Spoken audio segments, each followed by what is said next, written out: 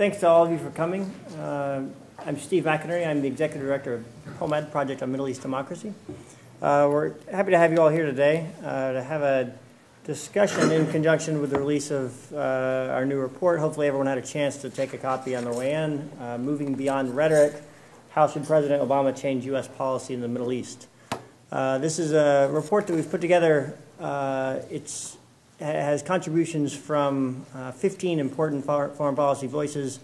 We have 7 leading American experts that have contributed, and we have 8 pro-democracy voices, activists, relevant political actors from across the Middle East, North Africa, from 6 different countries, all answering the same question.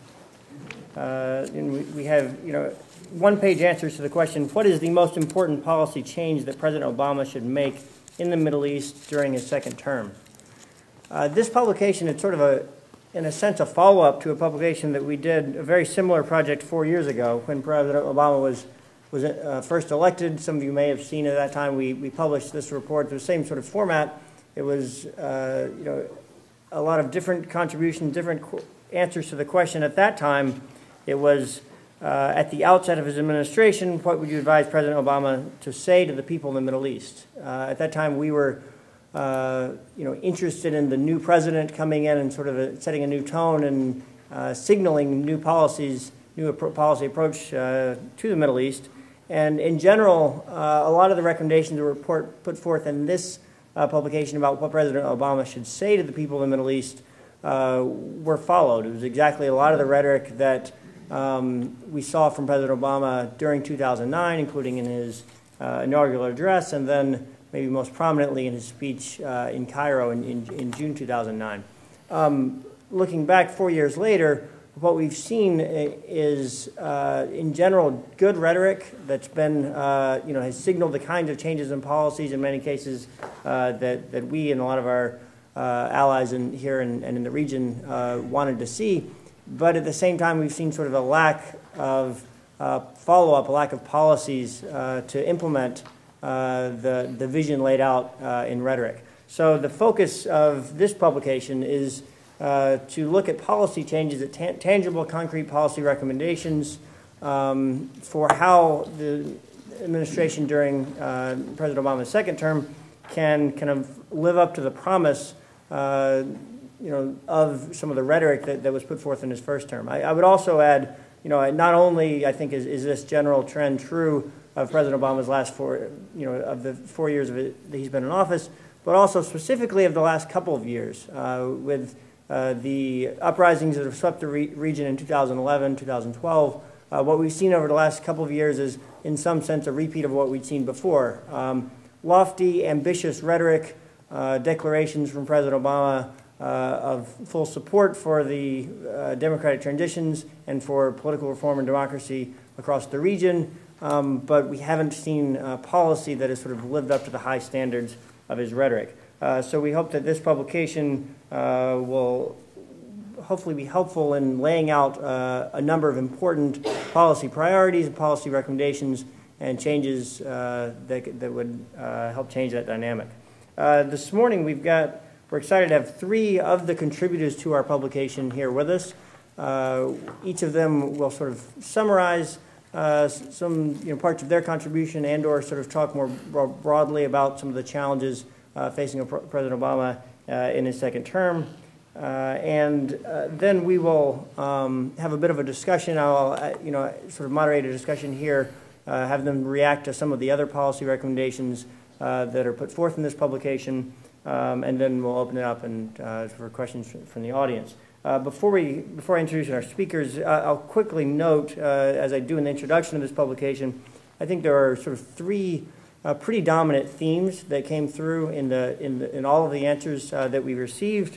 And I would highlight that the first of those, and it's sort of in line with what I've already been saying, is just simply to take bolder steps. I mean, I think there was a strong recurring theme in a lot of our different responses from people from different perspectives that the administration's approach to the region has been sort of overly cautious and timid and characterized by, as one of the authors put it, tinkering around the margins in policy.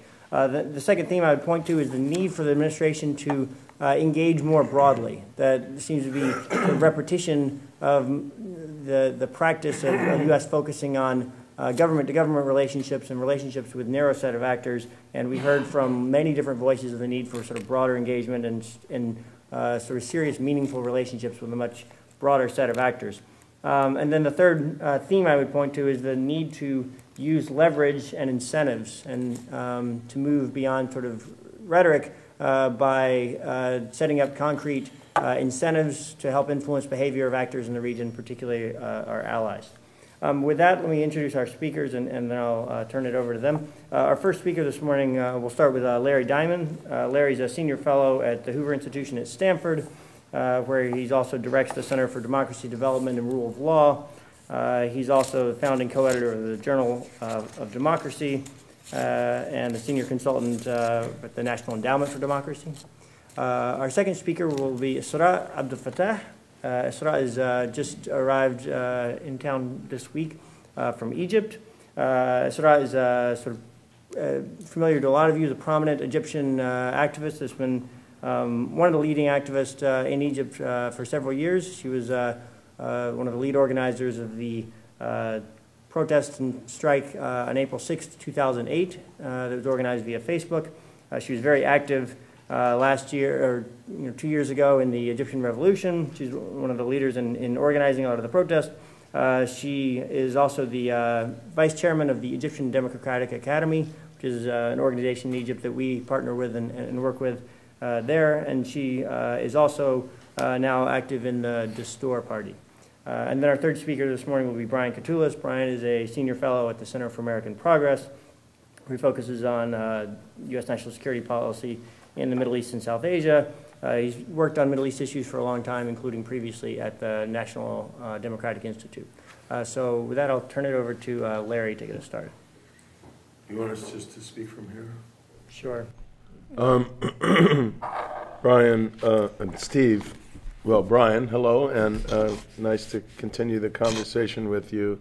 Esraa, we're so glad to have you here. I will say Esraa also figures very prominently in a new film about the struggle for democracy globally called A Whisper to a Roar, which will screen tonight at 7 o'clock at the National Archives if you're interested in coming. But Steve, I did want to say a note of appreciation to you and POMED for this project and really for the great work that POMED has been doing over the years.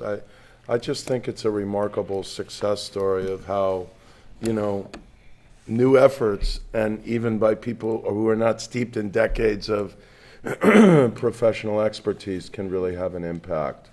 So obviously, let me not just repeat what I said in this short 300 words, but make a few brief general telegraphic points and then say a few things about a few countries. I'd say if I were to summarize in 2 words rather than 300 words, what my advice to the Obama administration about Middle East policy, particularly toward democracy, would be in the second term, it would be get serious. I think he was sincere in his intent. I think many of us know some of the people who've worked on administration policy in the first term on these issues. People like Tamara Wittes, for whom I have a great respect and who also has a voice in this publication.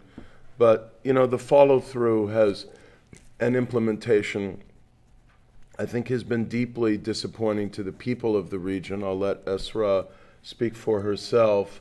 And to many of us who thought there was going to be really a new day, particularly after the Arab Spring.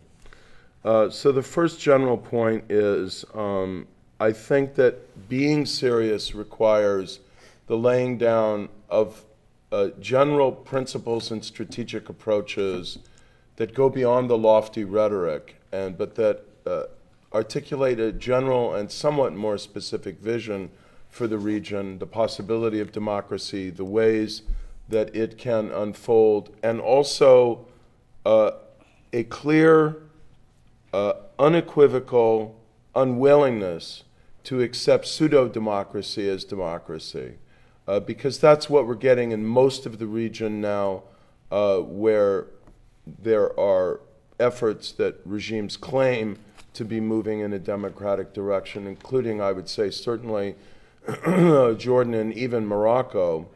And we have to make clear, look, we're serious folks. We're not going to settle for that. And a corollary of that is these countries are at very different places.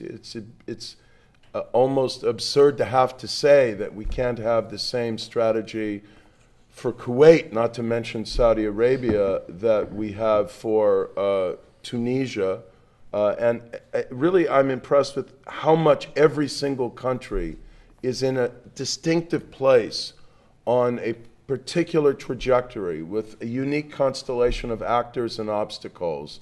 And so we really need country-specific strategy, thinking about what is possible in the next few years, who are the key players, who can we embrace, not to endorse, but help to support because they're leaning forward, who can we lean on because we have a good traditional and necessary relationship with them, but who are dragging their heels.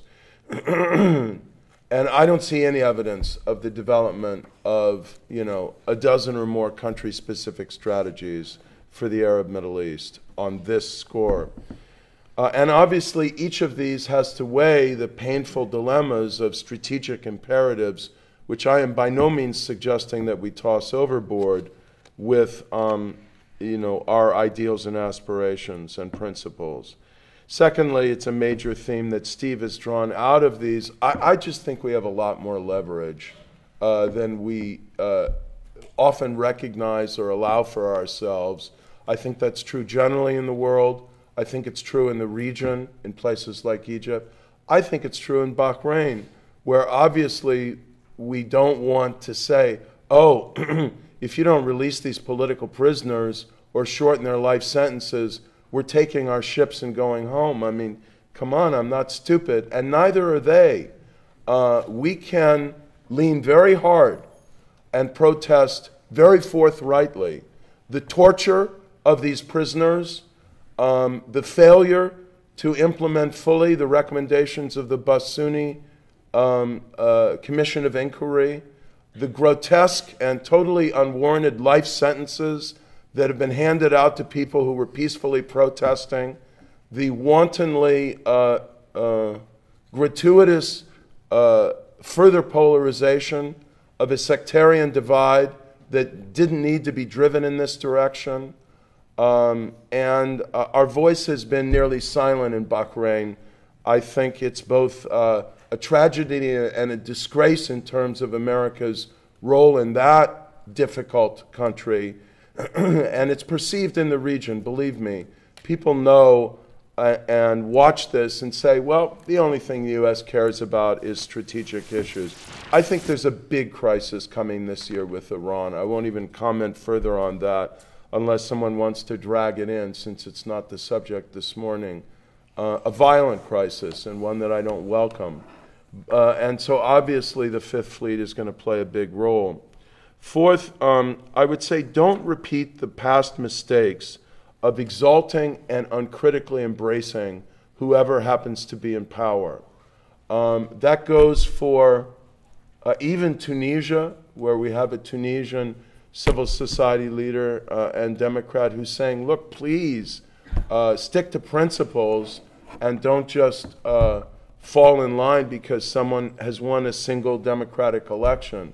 Even more so to Egypt. I won't get deeply into Egypt. Esraa is speaking next, but I'm sure I'm going to agree with virtually everything she says based on the conversations we've had recently. I'm deeply worried about the lack of commitment to democracy of President Morsi and the Muslim Brotherhood. And I mean, I'll just say the obvious. Is it any coincidence that his authoritarian power grab really begins to unroll energetically 2 days after he brokers the ceasefire between Hamas and Israel? How many times are we going to fall for this in the region? I thank him for what he did, but actually, the Middle East peace process is not the only concern we have in the region. A couple more points. Number one, this means leaning forward and getting ahead of the curve. the regime, the constitutional authoritarian monarchy in Morocco is not going to survive. I know it's not going to survive your lifetime. I'm pretty sure it's not going to survive, even the next 10 years. And I think I'll be around that long. And so, either it's really reform, not faux reform, or, there'll be an uprising at some point. I can't paint the scenario.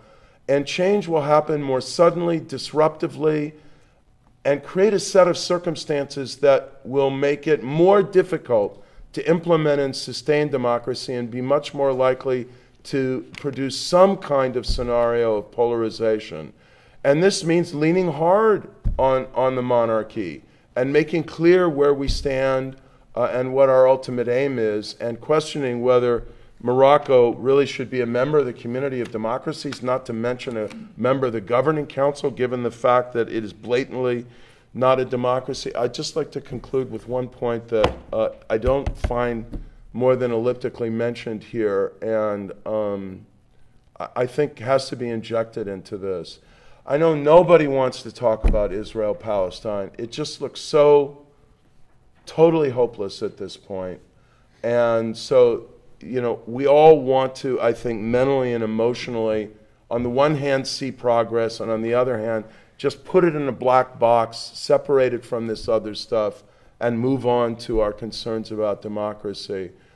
I think that there's been a dramatic evolution in the sophistication of Arab publics turning inward toward their real concerns and not being manipulated into diversion because of their sympathy with the plight of the Palestinians. But I'll just say, as an American Jew and a strong supporter of Israel, this cannot go on indefinitely. The time for a two-state solution is rapidly evaporating. And I don't say this is the obsession of the Israeli left. The Israeli left is virtually gone. There is no Israeli left anymore. It's the obsession of the Israeli center.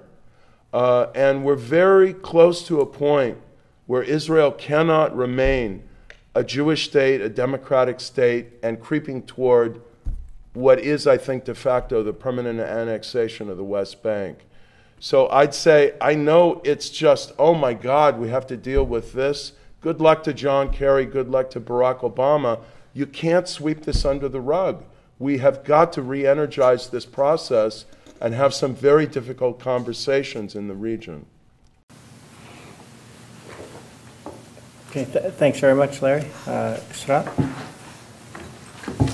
Thank you, Stephen. Thank you, Bomet, for all these efforts you made, not only in this publication, but for the last efforts you did with us in EDA, especially in Egyptian Democratic Academy. And thank you for choosing this title for my article, The Power of Any Country Lays with Its People. And I consider this title as the lesson of the Arab Spring, which none of any of the foreign international society can understand this lesson. And even the new leaders in the Arab Spring countries didn't understand this lesson. That is the real power of any country lays in its people. You cannot depend only in your relation with the leaders, with the government, because it's easy to find that is the will of the people in the street is to stepping down this government or this regime or this president. So we find that there is no power in the country you can deal with. But now we found that is the foreign society, including the American administration, insist on repeating this mistake, insist on ignoring the calls and the demands of the people in the street, insist on just concentrating and focusing in its relation with the new leader, with the new president, it's his party and his people, again. So I found that we need to try to understand the lesson, try to make a balance. We need, and the relationship between the government and the government. But also we are in deep need to find that there is another relationship between the government and the people, and between the people and the people in the other country. It's so important. But no one until now tried to get these lessons and try to change the strategic plan to deal with especially the Arab spring countries. I found that is, as I mentioned in my words, that is, it's no window now for American administration to say that is we supporting democracy and we supporting the principles and the values of freedom and dignity. I think we need to stop this talking and we need to stop these projects and say that is Egypt in very need to economy and social development.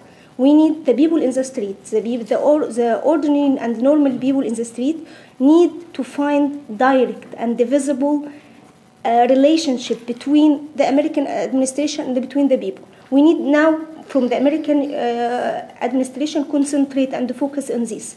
The day-to-day living of the people. They need to find that is America help the people in the street, cooperate with the government to develop their lives. Their life in Egypt, their career. A lot of things needs to develop in Egypt. If they found that is the infrastructure in Egypt, the roads, the transportation, when the people in the street find that is not only the American university or all the international society try to help the people themselves, not to find how they can help them to reflect their interests. First, they think that is all you help Egypt only for your interest. How we can change it? Now we have a chance. The economy, I think we have a crisis in economy in Egypt. We need to find a solution. Not only that is the American university, the American administration, just concentrate on economic and social development, but find that is Egypt can go to or develop or support a new alliances with other countries by the supporting of America, by the supporting of U.S. administration. Let them go to cooperate with other countries supporting the economy in Egypt and the social situation in Egypt, and you are behind the screen, as they say, not in the scene, just to be behind this, just to support this. But what I can say now that is America just try again the same mistakes they made with Mubarak, with Morsi now. And the events happened in Egypt last days. It is because that is Morsi and his people also as the American administration didn't understand the lesson. The people find that there is nothing achieved from 21st January 2011. There is no bread, no freedom, no justice, no dignity. So they come to the street again to continue the revolution. And now we find that there is nothing to support from all the international society to support this calls on the street. I think if the U.S. administration success in the fields of social and economic development in the people, will give them credibility to start to think about political programs and the policy situation and the democracy and the other things. Thank you. Thanks, Esraa. Brian? Great. Thank you, Steve. And let me echo both Esraa and Larry's comments on POMED. I've said this to you many times, but I think POMED plays that essential role, plays this niche role where some of the think tanks write about this. A lot of the democracy, human rights, and freedom promotion organizations, some of whom are here in the room, work on this. But I think POMED, when it comes to the Middle East and Middle East change, is an essential organization for doing analysis and advocacy on U.S. policy options, and it's really an honor to be part of this. And Larry, we've learned from your books and articles for years, and I hope for at least 10 more years we'll have you around. And Esraa, we've not met before, but I feel enormous solidarity because I worked in Egypt in the 1990s before democracy and freedom and other things were really a strategic imperative, at least in the rhetoric of U.S. administrations. And I understand the struggle that you're undergoing right now, and it's a long one. It's a very long one. My essay is on Egypt, but I'm not going to talk about Egypt. We can talk about that in the question and answer. I've done a lot of work on Egypt personally, most recently. My organization with the U.S. Institute for Peace had a 6-month private commission advising Secretary of State Clinton, or former Secretary of State Clinton, I guess we should say. Well, no, she's still, not yet. And saying it until tomorrow. Yeah, until Friday. On policy options, co-chaired by John Podesta and Steve Hadley. So a lot of sort of the 300-word limit I tried to pack in general terms, and we can talk about this. What I wanted to do is make 5 overall points about the goal of moving beyond the rhetoric, the title of this paper, and the series of essays. And the first point number 1, is more of an analytical point about the region, because when I do policy analysis, I think it's important to start with the reality. And it's very hard to do to this broad region, which encompasses sort of in our policy vernacular and academic, North Africa, the Gulf regions. And in essence, I mean, the first point I would say is that we need to banish a lot of these labels like Arab Spring or Arab Awakening, or the more negative, the Troubles. You know, some people in the Gulf use that. And really talk about this in a sense of, in a neutral sense, analytically, that what I think is going on in almost all of these countries is a battle for political legitimacy, for the reordering of how power is distributed and shared. And I think also what we're seeing is a fragmentation and a fracturing and an amazing fluidity in that struggle for power. Some of the countries, that struggle has been largely peaceful compared to places like Syria, which has a deadly civil war right now. But what I think we're seeing right now is the early stages of this. And if you define the region as it's typically defined by U.S. policymakers, you've got 19 countries in the region, and only about a third of them have seen substantial, meaningful change at the top. In 4 of those countries, the leaders are gone. But even in 4 of those countries, including Egypt, which we'll talk about quite a lot, the political economy, the very nature of power, may have changed in terms of elections and who won elections, and may have changed in terms of what the Constitution says, but in terms of how the system is run. A deep, profound change. I think we're not there yet. And I think it's important to note that, that first point, and that also note that historical evidence from around the world is that the collapse of authoritarianism doesn't automatically lead to democracy and the flourishing of openness and freedom, and quite often results in the reversion to authoritarianism. So, and you know, Larry and I were talking a little bit about Iraq and his great book, Squandered Victory, and there's a new book out by Toby Dodge, by IISS, talking about sort of where are we in Iraq, which we don't talk about much here in Washington anymore, but the new authoritarianism there. But last sort of point in this sort of first overall observation is that we can't stop what's coming. I was speaking at a conference in Israel, in Herzliya, in February of 2011, the week that Mubarak stepped down, and I was on a panel on the uprisings, and I was a minority voice on that panel saying, this change is coming. You look at the population pyramids, you look at the youth bulge. We're just at the start of this, and we're at the start of it in those places that have seen their politics break open a little bit, and you see rumblings in other places like the Gulf. So, first point, and I'm going to try to be brief with my 4 other points, which are more prescriptive towards the goal of moving beyond the rhetoric, because I think it's a great idea. And I think some of these essays, most of them actually, point to a pathway. But I think what we need is more specificity in what we would advise a second administration, a U.S. administration, to do. The first thing I would say, and this is where I would echo Isander Imrani's essay, it's very brief. This may sound like a bureaucratic point, but I think it's terribly important. There needs to be an individual within the U.S. government empowered to devise an integrated strategy that takes these on board. If I were to try to find somebody to give this book of essay to today, and I know we're in a transition period, I'd be scratching my head a little bit about who it might be. I mean, there's a couple of people who I think are doing important work. Bill Taylor, the head of the Office of Middle East Transitions and a former colleague on some work, he's doing great work. Mike Posner, Tom Melia, those folks at DRL, at State.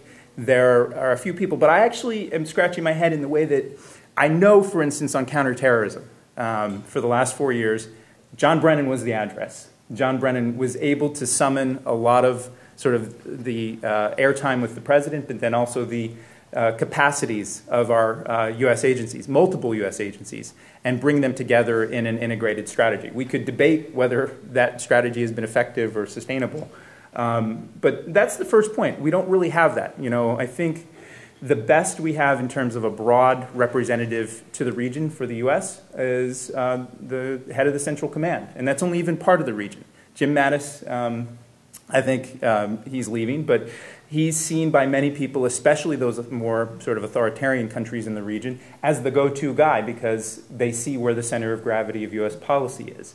So I think the first point is that I think the administration really needs to define, probably above the assistant secretary level, and even the special envoy model, I'm not confident works if you look at what George Mitchell was not able to achieve, or even Richard Holbrooke. That individual needs to be empowered, has to have resources in the way that I think John Brennan did.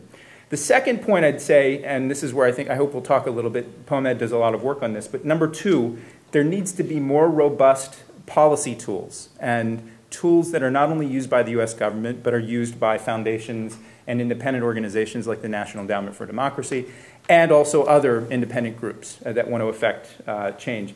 I stress this because I'm worried, first, on the government end.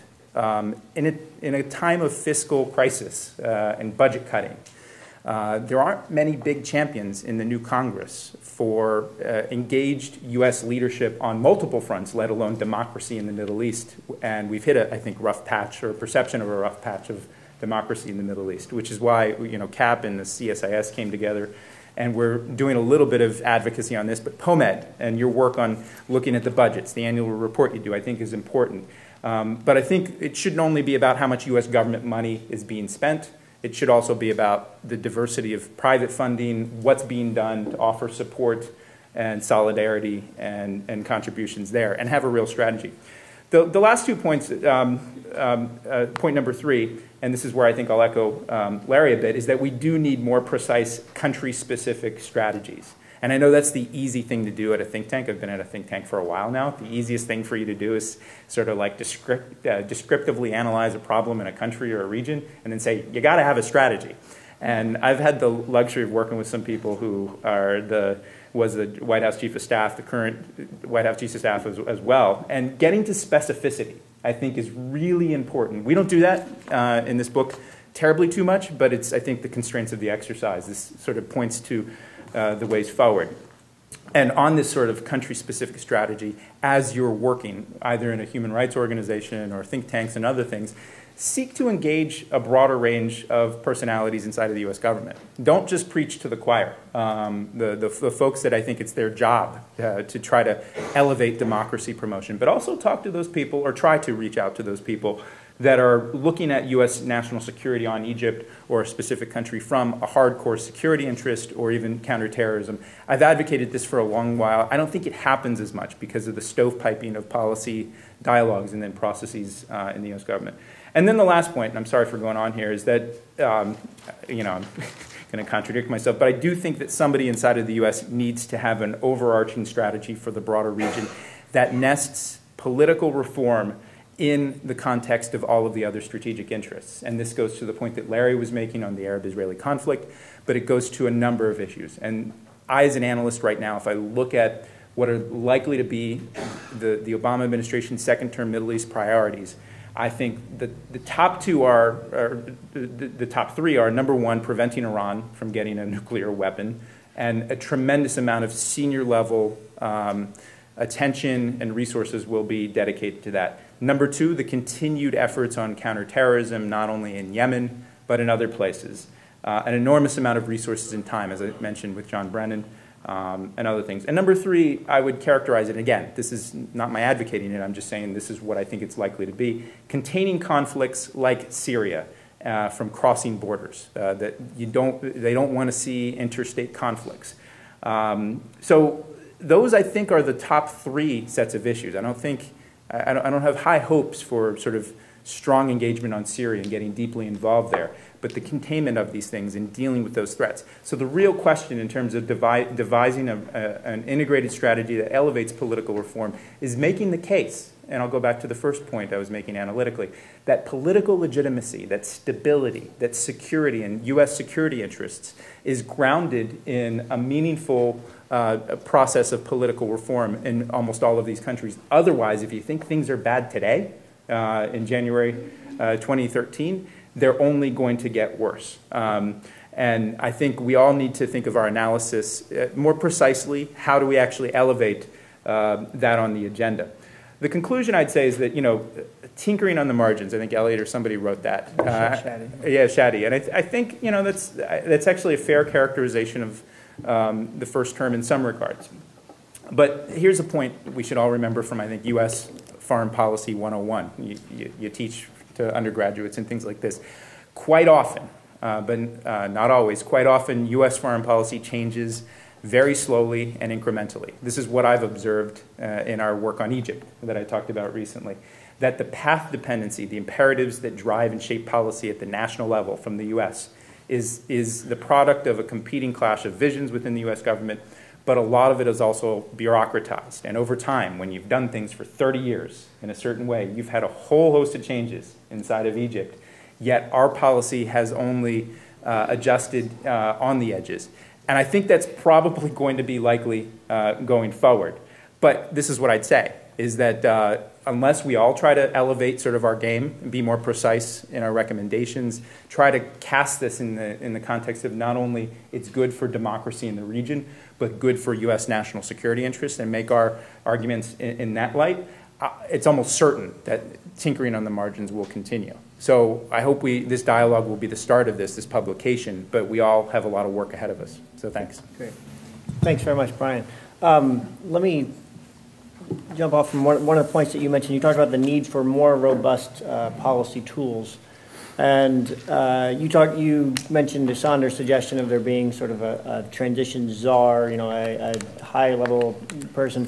I want to also point to, there are a couple of the contributions here, a couple of essays that suggest new apparatus for assistance to the region. And Larry, I know you've written a lot and over the years about different strategies for assistance, and Shadi Hamid put forth an idea for a large multilateral incentive-based assistance mechanism to be established. Michelle Dunn in her piece talked about sort of leveraging assistance coming through the national financial institutions.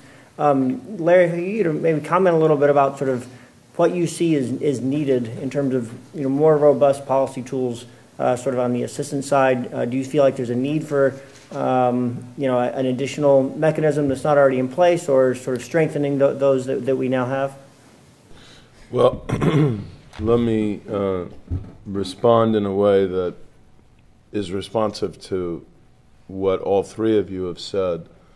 I think one of the many useful things that Esraa has done for us this morning is remind us that in the context of all of this political uncertainty, political drama, it's just hard out there for ordinary people in most Arab countries, and even in some of the oil-rich countries. I mean, there's a reason why Saudi Arabia, in the wake of, I'm sorry, Brian, I don't have a better term, the Arab Spring, the effusion of, political changes that erupted in the beginning of 2011, why they pumped all this money into the economy. I mean, Saudi Arabia is a big country now, too. It's got, 26 million people or something.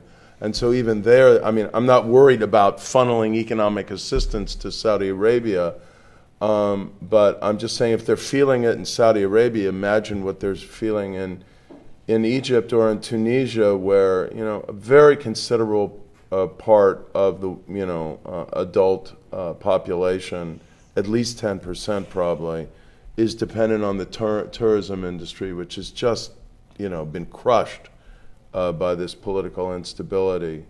So I definitely think that having a strategy and a new set of tools, yes, with a multilateral fund for, really funneling quite substantial transitional economic assistance to these countries, debt relief, debt restructuring, new foreign investment, encouraging tourism, incentivizing that, which obviously means you've got to ensure there's going to be physical security. And that should be a message to Morsi, by the way. He can't revive the economy if he's going to continue with this hegemonic approach, because there'll be no political stability, independent of whether we, quietly accept it or fail to resist it or not, because people like Esraa are not going to allow it to just happen quietly. And so the economy just simply won't recover. So I think all of that is a great idea. I don't have specific ideas, but having Europe and the United States and ideally Japan come together with some kind of fund that has some kind of conditionality to it, I think is an excellent idea. And I would just underscore the need to act quickly in some of these cases, particularly in Egypt and Tunisia, because the needs are urgent. And also the fact that in Tunisia, I mean, you know, it's a much smaller country, so we can have a very big impact at a much lower price. I just wanted to comment on one thing about the policy structure that Brian said. This cannot be done from DRL. It just doesn't have the clout. The only way this can happen is if either the Assistant Secretary of State for Near Eastern Affairs is empowered to and charged with this agenda to be, to use the favorite word of Alexander Haig, the vicar of, you know, this comprehensive and integrated Middle East policy, or it could happen from the NSC, which might give it more energy because it would have the personal authority and commitment of President Obama. But everything Brian said certainly resonates with me from probably a greater distance from the policy process. The relentless grinding down of general kind of aspirations and policy initiatives is just a constant in any bureaucratic setting, particularly as one as complex as the U.S. government. So if the President of the United States doesn't lay down very clear markers to his own government, not just to other governments, and say, this is my person, and they will lead, and then really give that person the authority, yeah, it's going to be incremental. Thanks. I was going to point to, Larry, you mentioned a little bit in your opening remarks, you referred to contribution from our Tunisian human rights activist, Sahem Ben-Sadrine.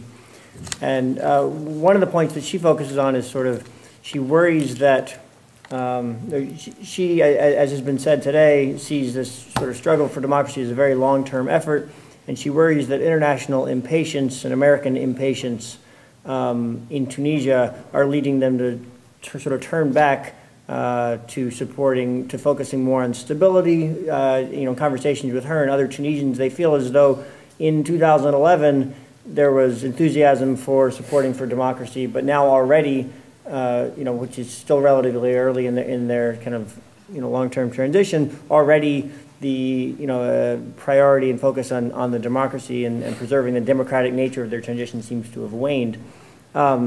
She also makes the point that she feels as though Western actors, including the United States, have had more patience in other regions, and for the more patience in supporting transitions into democracy in Eastern and Central Europe. If I could, Brian, if you'd like to sort of comment a little bit on sort of this factor of how things are being viewed in the sort of long term versus the short term. That's something that's also come up in some of the other contributions, that kind of the need to support democracy in the long term rather than just sort of stabilizing these political transitions in a short term way, in a way that sets us up for sort of repeating the failures of the past. It's a really hard task, and you need, and I'm sorry, Larry and I are talking a lot about structure, but I think going to the beyond the rhetoric point, I think it's important.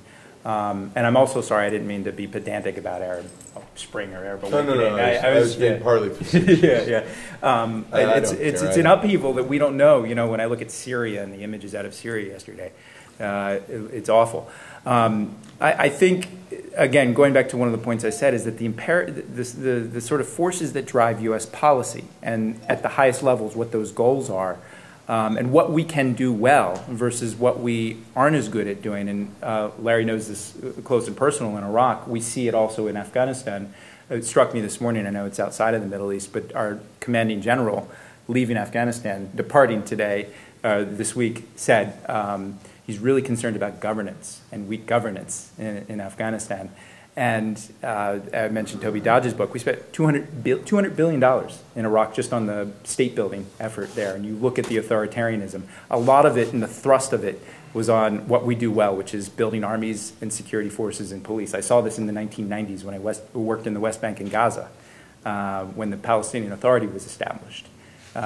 We helped build those police forces, and there are U.S. agencies that maintain relationships. And this goes to your question on Tunisia as well, and to my broader point on counterterrorism and core U.S. national security interests as defined in the short run, in stopping an attack, in stopping a conflict between states.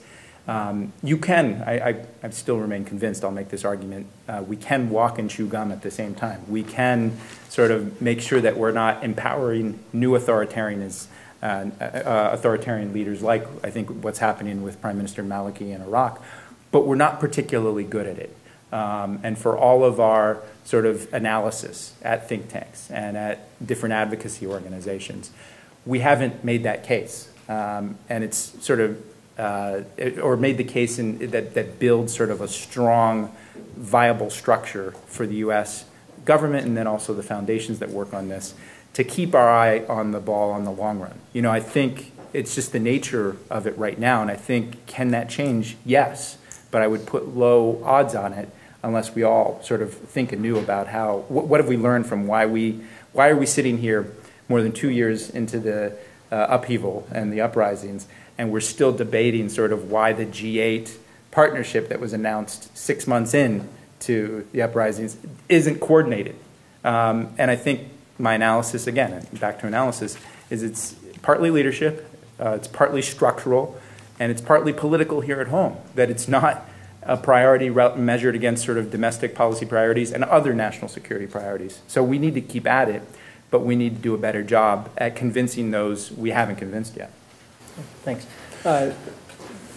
Going from your point, you mentioned a little bit about sort of the need to reform police forces and security forces. Obviously, we've seen just over here, in the past week, just the latest in many eruptions of sort of cycles of violence that we've seen in Egypt. Esraa, if I could get you to comment a little bit on, I think many would see this as sort of this latest flare-up as, an example of the consequences of overlooking some of the, important priorities such as, seriously reforming the security apparatus, reforming the police, judicial reform. If you could talk a little bit, Esraa, about, what you see as, priority recommendations you would make to the Obama administration in terms of issues that need to be addressed more seriously, more substantively in Egypt, in the context of sort of the latest crisis. We are still in Egypt searching about our first demands from 25th January 2011. We still for 2 years searching for social justice. I don't think that it's very hard to achieve social justice for the people in a great country like Egypt.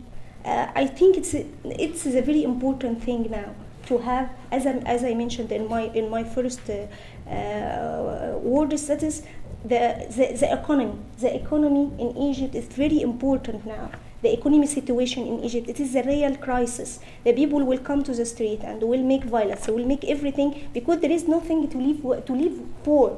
They find there is no employment, no incomes, no healthy cares, no education, no everything. So the concentrating, the focus about the economic and the social project, which the people in the street can feel that is this project, develop their lives. It is so important now. We have very political demands. Leave these political demands to us. We can achieve it. We can do it. We can struggle for it in the street. We can change our constitution again. We can find a fair and a free election. We can find we can have our fighting and our struggles to change the laws and to try to find a real democracy in Egypt. The election of Egypt, the election law of Egypt now, we have a struggle with this law. We need to change it. We need to change the constitution which happened. We need to have a new government in Egypt to develop what's happened. But my recommendation is it's not the right time to concerning about the political issues. It is the right time to concentrate on the economic situation in Egypt. And let me ask you if I can, not only you, but many different U.S. American civil society activists, because you tried to help us. I know this. But we also need to help you. We are about 2 years saying the same words, writing the same article, developing the same words for the U.S. Administration. These words, I write these words, and I said these words to Hillary Clinton in 2011 after Mubarak stepping down. There is no change happened at all. They read, they write, and that's enough. In Egypt, if we wanted to change the government, we try first to have a movement in the street and the political parties and whatever. And we find we try to find the new tools. Then our new tools is the social media to make a pressure again for the regime. And now our generation are not the heroes now in the new wave of demonstration. There is a new generation have their own tools, their own movement. Not me, but younger than me. So I think you need to create a new tools, not to write, not to say, not to deliver message for the U.S. to change. We need to think with you, with all of us, how we can make the U.S. administration really actually change their policy. They write. We still now about 2 years just saying. We also just saying, but it's not have effect on them. Let me be right and fair. No effect on their change of strategy. So we need to find with us a new tools for this. Thank you. Thanks very much, Esraa. We're going to, at this point, kind of open up to questions from the audience. If you could just briefly introduce yourself, state your name and affiliation. And I already see a lot of hands. If you just try to keep your questions short, and if you'd like to direct your question to a particular person on the panel, feel free to do so. We just start here in the front center. And please wait for the microphone. Morning, thank you. My name is Mohamed Malouche. I lead the Tunisian Diaspora Association here in the United States, and I want to echo your sentiments around economic support. I guess my question for the panel is, there's been a lot of support from the United States, at least in Tunisia, from various agencies, USAID, MAPI, MCC. All of them have produced interesting points of view, interesting papers around how to reform the economic system, but nothing has been implemented. So how do you close the gaps between essentially analysis, recommendations, and helping a government that's dealing with many, many priorities focus on certain things that are very important for the population? We'll take a few questions at a time and then give the panelists a chance to respond. If you could just go directly behind here. Well, I'm Lauren from American University, and I'm curious what you think the sentiment of the Egyptian people is. Are they feeling hopeful that change is going to occur, or are they feeling hopeless? Hi, I'm Charles, journalist. My question is to Esraa. Esraa, you know the ground there more than me. How can the U.S. government approach Egypt when there's a lot of hate spreading on the ground against America? When the Salafists can bring a lot of millions, for the election, and nobody asks what and why and from where and for what. And when they found a little map of Egypt, electoral map, in I think the Republican Institute there, they consider it for dividing Egypt. You know how the media and how the Brotherhood and how the people there, you are in a deep nationalist country. You consider it as a matter of nationalism, don't interfere. How you ask to go through the social and the economic issue, which I think Obama administration is doing their part on this. Supporting the government on their quest for the World Bank loan and so. But how can they approach when the hate is spread all over the places? Thanks. Maybe we'll start with Esraa, if you want to address this question and the one before it about sort of the current sentiment of the Egyptian people during the latest crisis. Maybe I will start by the last questions. We need to change this image for the U.S. administration inside the Egyptian people. We cannot change the hits of the people in the street. Yes, it's related to the media the coverage of the media, and is related to the NGO crisis happened in Egypt under the SCAF administrations. But what's important now to make these people in the street try to change the image they take. This image not takes for Egypt, not only for the media and what happens in Egypt, rather than there is a fault on and the responsibility on the administration itself. We didn't need the American administration give money to Egypt. Stop giving money. Go make real project. Go and have your experience in project in Egypt. Try to build a new project in Egypt. Try to say this is a new project. If you want to change the image they talk in the street about this administration, we need to have a project have direct impact in Egypt. If you want, there is no chance again to try to change the mind by supporting democracy and supporting any political issues. Well, I agree with you about the monies of the Salafis, and it's our demands now in the streets. We need to be, this is Salafist groups and this is Muslim Brotherhood groups under the law. How this money gave? It's our demand now in the street, and it's our struggle again in the street. And this is one of the NSF, the National Salvation Front in Egypt. It is 3 demands. One of them is to put these groups under the law. According to the hope in Egypt, yes, I think we are very helpful in Egypt, regardless what happened in the street, but we find that the people still in the street. The people can sacrifice their souls again for their country. The very important thing which make us happy, that is the great achievement happened in Egypt from 21st January, and I think it is the only success. This is the afraid inside Egyptian is already broken. They can do everything for their country. And when this message is always delivered to the leaders, we will be always hopeful to find Egyptian better in the next days. Thank you. Larry, I don't know if you want to address Mohammed's question on the sort of how to close the gaps between ideas about reforming the economic systems and sort of the lack of implementation. Well, I would have to have more knowledge about what the process has been to date than I do now.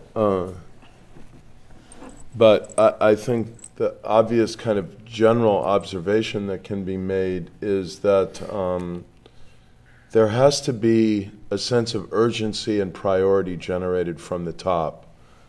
I can tell you that when the President of the United States, or in this case even the Secretary of State, says, this is a priority, we need to have this happen, I want not just a plan for how to restructure the Tunisian economy, but I want a strategy for things that can be done in the short term to relieve economic pain and generate jobs, things that can be done in the medium term to encourage foreign investment, which is really, really important. Aid is just a transitional mechanism. Foreign investment and the generation of domestic entrepreneurship, which there is a base for in Tunisia. I mean, it's not, it's not Yemen in terms of its level of economic development. There's much more of an educated populace and some traditions of private enterprise to build on. So there's got to be there's got to be clear marching orders in that regard, not just you do this, let's collect our knowledge and see what's going to happen. And this goes back to the sense of a country strategy, where we bring all this together and also have a sense of timing of what has to happen by a certain time, particularly again in Tunisia, because they have crossed the threshold. They're the only Arab country today that can plausibly be said to be, tentative though it is, an electoral democracy. I want to react to what Esraa has said. I think that I think two things. Number one, there's got to be some financial flows if what you want to see happen is going to happen. And the second thing is, there's a limit to what we can do to build projects in Egypt. I think, yes, there can be international efforts perhaps coming in and building, new physical infrastructure and whatnot. But to be sustainable, it's going to have to happen in partnership with Egyptian private enterprise. And building is intrinsically a long-term thing. And there's a need for some short-term stimulus and social relief. I think that's part of the social justice agenda. Medium term, in terms of education, if these kids don't have skills, how are they going to qualify for the jobs? As well as, the building and, infrastructure. Whenever you talk about infrastructure, you're getting into, not even five, I'd say 10 to 20-year horizon. And I just want to say one other thing. I certainly sympathize with what you said, but we just can't ignore the political. I'll go back to what you told me privately. I don't think you'll object to it. If there are parliamentary elections in May, June, whenever they come, and they're not free and fair, and people like you decide to run because they're not free and fair, and the Muslim Brotherhood, the Freedom and Justice Party, or whoever it is, further entrenches themselves in power undemocratically, what kind of context is that going to create for the social and economic gains you want to see, and for legitimacy and stability far down the road? So I think we just have to focus on both. Specifically, to answer your question, how do you close the gap between rhetoric and reality on economic policy? A couple of things. First, we don't need another policy paper. We've got a lot of ideas out there about it, and there's a policy. But it takes two to tango. So I would start first in Egypt. And whether it's a good decision or a bad decision, this administration has decided to tie its full economic package and offer, everything they've talked about for now months, maybe more than a year, to the IMF deal. And you can agree or disagree with that. But the management, and I think Larry mentioned this, the management of the politics of implementing an agenda, that's tough on the Egyptian side when you look at energy subsidies, the sorts of things that the negotiation the Egyptian government at a time of turmoil is having with the IMF. That's tough on their end. It's also tough on the U.S. side, too, at a time of budget cutting, at a time when there's not a lot of, not as much money as there was before. People talk about not a Marshall Plan for the Middle East, but a Marshalling plan, marshalling all of these resources. And quite frankly, I think pragmatically, the Obama administration has made this offer, has tried to link it with public-private partnerships, right? U.S. Chamber of Commerce did a delegation with senior businessmen to Egypt. The problem with those sorts of things, I think, is that they sometimes tend to be one-offs that don't actually create sort of a long-term sustainable strategy. I don't know if that's the case with that particular delegation that went in September. I think that was a good sort of introduction. But I think it's all wrapped up in the politics there and then back here. And I worry that Gaza and what happened in November, or the recent statements by President Morsi and the political reaction to Congress here, it's all to say that it's not only the conceptualization of an idea or a development assistance program, it's the management of a political agenda to implement it, both in Egypt and then here. And I'm not confident. I've advocated that the U.S. needs to change its overall strategy on Egypt deeply. The way we've done business for 30 years and the full package of our security and economic assistance, I don't think we should do it in reaction to a rash sort of decision or an inflammatory event on the ground or something related to security. But I'm afraid that's what's going to happen, that we haven't set into a process of proactively managing the politics of, if this makes sense, sort of the policy markers we've set out, which is why we're then stuck. We're stuck in Egypt and we're stuck in the U.S. as well. Okay, thanks. We'll take another round of questions. We'll start here on this side. Hey, my name is Ari Ratner. I actually worked in the Obama administration on our response to the Arab Spring, particularly in the economic studies, the special assistant under Secretary Fattah. It's basically a comment more than a question, but I'd address it mostly to Larry and Brian. I take what you said on Get Serious very seriously. I left government in part because I was frustrated by our lack of response on a lot of these issues. I just wrote a report for that delegation to Cairo on how to improve economic cooperation with Egypt. I'm writing one more generally on how to improve investment and things in the region-wide for the chamber again. The reality is, though, everything that Brian said on constraints should be dialed up times 10. I mean, you're in a situation where the type of constraints we face, you run the gamut from in the region. You know, we're not the government of these countries. We're not omnipresent, omniscient, omnipotent. That's a reality. It's not our responsibility or our ability to impose solutions from the outside, particularly on economic programs. This is us as support. It's not the old day anymore. We're being killed by our Congress here, by a bureaucracy. I agree on the need for somewhat high level. But the reality is we've had high level people, including Hillary Clinton, push. And I would just emphasize over and over again the degree to which the constraints exist. And if we're pushing for things, what the reality is what we shouldn't be pushing for is country-specific things, which basically all exist. I wrote some of them, including one for Tunisia in conjunction with a lot of people. But flexibility. The reality is there's money out there and it can't be transferred. There's personnel out there and it can't be transferred. We have 1,000 people in an embassy in Baghdad. We don't need 1,000 people in an embassy in Baghdad anymore. I tried to get a single commercial service officer to go to Libya, a country where Americans want to do business. We couldn't do it. Not me, not my boss, not Hillary Clinton. It took months. That's a single person. You can replicate that everywhere. We can't get a financial attaché in Egypt. We can't, this is minuscule stuff that's impossible. Why? Because there's no flexibility. Congress won't let you transfer. You can't transfer within the bureaucracy. So, everything you said, Larry, on multilateral funds, I've been in the discussions. All of those things are discussed. All those things would be great to do. Even if the president himself pushed for them, I don't think we could do them. Well, you're going to go to the Gulf and have them give us money. It's just not, I'm all for it. I support it. But the thing we should be pushing above all else is flexibility in response, because you just got to be able to shift stuff around. And that's basically a political, bureaucratic thing here with the Congress and the administration. Nancy O'Kale, I'm Director of Egypt Program at Freedom House.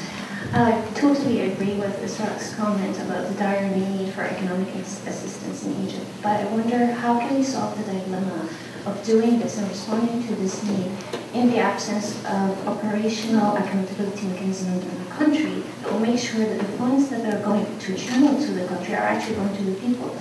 And I feel very strongly about this because 10 years ago I was working as the evaluator of the impact of foreign aid to Egypt, and I've seen millions and millions of dollars poured into the country through the World Bank, multilateral donors, and USAID, but they failed to actually reach the poor because they were sucked into this big corrupt bureaucracy. There's a shrine in Egypt for corruption. It's called the Social Development Fund, where there was supposed to be actually for supporting small and medium enterprises, but actually you see a big marble building that actually had nothing to do with the purpose it was built for. That's the thing, how can you support these people, but at the same time, without accountability mechanism, you will be actually subsidizing the government that is oppressing its people. Greg, I'm Tandillian with the Center for National Policy. My question deals with U.S. aid to Egypt, considering Esraa's comments about the need for more economic and social development. Is it time to reconfigure this military-civilian balance? We've been giving Egypt $1.3 billion for decades now, and the economic assistance level has been reduced. And one can make the argument, as Nancy did, that even that has not been very effective. But of course, we run into this bureaucratic stuff because the Pentagon will probably say, we're going to lose our leverage with the Egyptian military if we reduce that amount of aid. We won't have that same access for strategic reasons. So if you could comment on that if you want to panel. Thank you. Great. I would also add to that, in 2011 when all of this erupted, I think the most prominent person here in Washington that we heard publicly call for sort of rebalancing of aid between sort of military aid to the region and economic aid to the region was Senator Kerry in, I think, March of 2011. So it'll be interesting to see in a few days as he becomes Secretary of State whether he sort of tries to tackle this issue that he was among the first to say that need to be addressed. Maybe we could start with that question. If I don't know if any of you want to start with this sort of question of military and economic aid. I've advocated it. I did a report in June of last year, a public one, not the private work we did, that I think there's a general consensus in the analytical community. It's hard to find anyone outside of the pure sort of military industrial complex or sort of those think tanks that support those sort of efforts and thinking that, Michelle Dunn, there's a full range of consensus about reconfiguring the balance. And in the work that we did privately, we did some memos on security assistance, and Mike Mullen was part of this effort, a few other things, and offered pragmatic suggestions about how, even if you don't want to gut military assistance for a variety of reasons, there are ways to reconfigure it to actually help Egypt address its own security problems. Because the reality is, as we see today, in this last week, not only in the Sinai, but along the Suez and in the problems with the police, that perhaps a lot of the M1A1 tanks that General Dynamics has been delivering haven't been really helpful for Egypt's own self-interest. I mean, I know the bargain and the deal, and that's what I'm talking about in terms of trying to move it. So yes, we need to be able to move and reconfigure. We're not even close, I think, to starting that discussion. I know there was a round of the military cooperation talks in late November where a Pentagon delegation went out and talked to the security officials there, and there's been some reporting on this. But I think, again, it's tinkering in a sense, and I don't think it included any civilian voices from the Egyptian side. It had civilians from the U.S. side, that dialogue. So again, the old modes of doing business, I think, are still there. And I just don't have anything to say beyond Ari. His comments are spot on. I mean, it provides a level of specificity, perhaps, for a next POMED report or a joint venture or something like this, getting into the details of what needs to be changed legislatively and in laws. And maybe you're working on this and putting it out there, and then just building the case. As I've been saying before, Johnny OneNote this morning, making sort of a constituency for this to say that these structures are ossified. It hampers our ability to be nimble in our policy. So getting somebody to own that on the Hill and getting a group or a coalition to actually change that. Because right now I think a lot of it, like POMED and this CSIS cap thing I mentioned, it's about just making sure funding's not gutted. You've got a much more precise point that's relevant to implementation, that there are country strategies, and it's spot on. So let's go to it. Let's figure out, how to make that case and make the case to soon-to-be Secretary Kerry. Right. On this question on sort of foreign aid and how do we, economic aid is much needed, but how do we, provide needed aid without sort of bolstering and entrenching sort of corrupt and repressive government institutions and apparatus? I think Larry can answer this question. I don't know how we can make a balance between the military aid and between the economic, and how we can reduce this military aid. I think it's a big policy and big deals should be done before this change of balance will be. So I have no enough experience to go in details about this. But I need just to mention this. I agree with Nancy point which she said that is really we didn't know. For me, I didn't know which is the perfect time for the U.S. to try to engage in a real project and building a real project in Egypt because of the lacking of credibility we have for the new government now in Egypt and for the Muslim Brotherhood. But I didn't need America to give money again to Egypt. But how they can implement a real project directly on the ground. I don't know the tools for this, but on this time, I didn't trust that the money come from the U.S. to this government, how they can deal with this money. But I think there is a tool that is the U.S. try to implement directly without giving money, both their experience, their experience in a new project directly in Egypt. The time now, not only because of the lacking of trust for the current government and the current authority, but also the situation of instability. Now we have a second wave of revolution in Egypt, and I know that the situation is not ready to build a new economic project in Egypt, but I think we need to start to think, because the time will go on, and I don't know when, but we will arrive and reach this point. So we need from now try to think how we can build independent institution can behave and can trust them to deal with this. We now in Egypt, I think the real challenge in Egypt that is we don't have any institution. We can't trust them. The current regime, Morsi and his party, didn't build any independent institution to control the system in Egypt, to control the transitional period, the process, the democratic process. We found that is the commission, the election commission in Egypt from Muslim Brotherhood. We find that is a human rights councils from Muslim Brotherhood. So we now in the phase that is to build another regime system in different people, with different people in these days. So I think it's a very long process, but we need to think now how we can reach this. Thanks. Larry?